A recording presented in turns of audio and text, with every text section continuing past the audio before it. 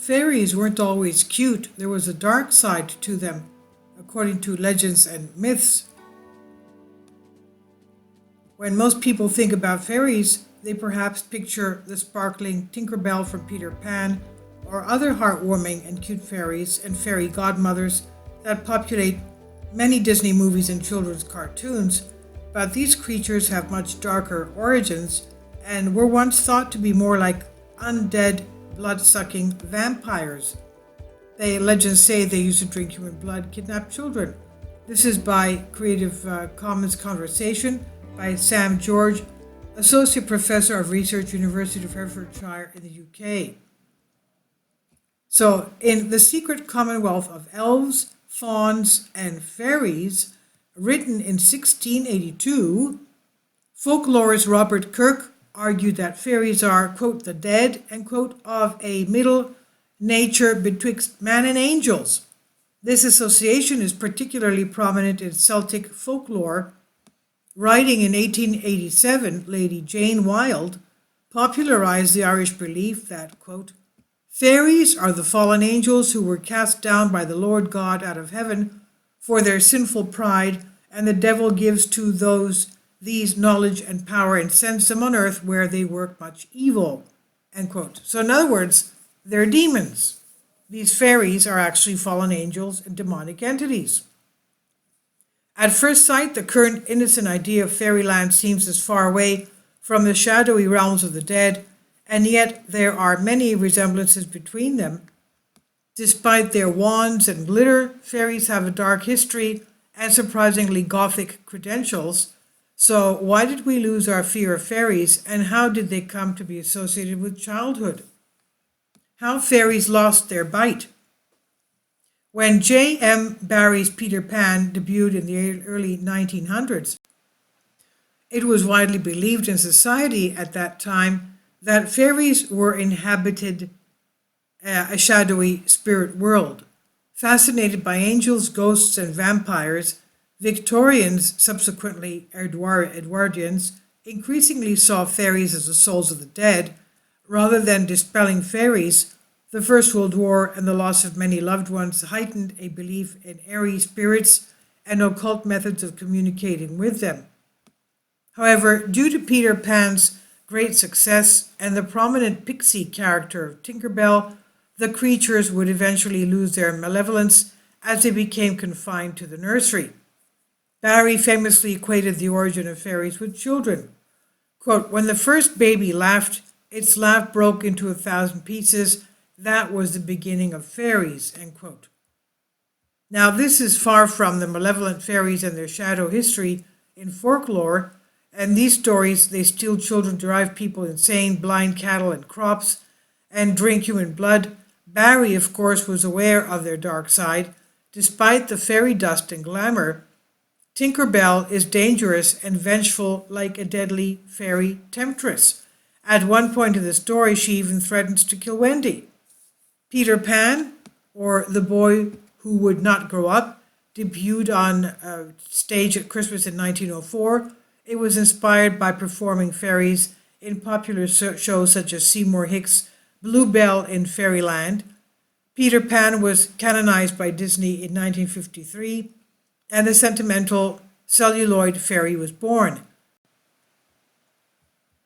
The cutesy and youthful fairies of contemporary children's TV are a result of this Disneyfication.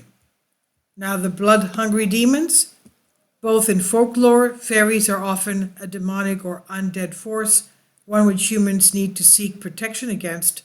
As folklorist Catherine Briggs noted in her Dictionary of Fairies, she wrote this: people walking alone at night, especially through fairy-haunted places, had many ways of protecting themselves. The first might be sacred symbols by making the sign of the cross or by carrying a cross, particularly one made of iron, by prayers or by chanting of hymns, by holy water, sprinkling or carried, and by carrying and strewing churchyard mold in her path. Bread and salt were also effective, and both were regarded as sacred symbols, one of life and the other of eternity. End quote. Now, what is more, fairyland has a hunger for human blood. and this links fairies with the vengeful dead and to vampires. In early accounts, vampires were defined as the bodies of the dead, animated by evil spirits, which come out of their graves in the night, suck the bloods of living, and thereby destroying them, as an entry in the Oxford English Dictionary from 1734 noted.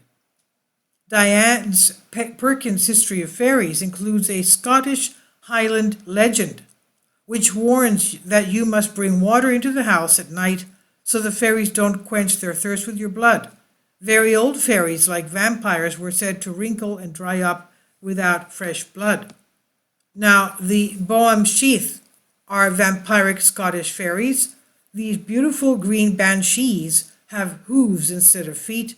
They dance with and exhaust their male victims, then tear them to pieces. Like many fairies, they can be killed with iron. Daredew, or Irish vampiric fairies, or red blood suckers, quote unquote, they were thought to be influential on Sheridan Le Fanu's female vampire tale Carmilla, written in 1871. Halloween is supposedly a time when the veil between our world and the shadow world is extremely thin, a time when you are more likely to hear stories of encounters between humans and fairies. So if this Halloween you go seeking winged friends, a warning to the curious, they might not be as sweet as you think. Tread carefully and never enter a fairy ring. Circles of mushrooms, they are believed to have been created by fairies dancing in rounds. And according to folklore, if you do happen to step into such a circle of mushrooms, you may become invisible and be made to dance around until you're exhausted and done away with. So a healthy fairy, a fear of fairies, is always wise. So this, according to legends, this is by The Conversation, by Sam George, Associate Professor of Research, University of Hertfordshire. So beware of fairies, walking around at night in the forest and mushroom circles. Please leave your comments. Thank you for your support.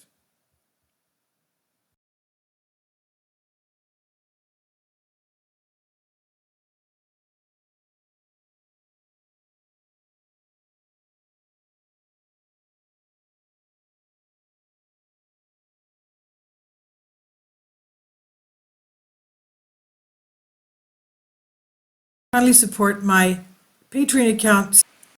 The daily posts are 5 videos daily, and they are totally different from what I have on my YouTube channel. Thank you so much for your support and that you find all my content so interesting. You'll find the Patreon account details in the description box below.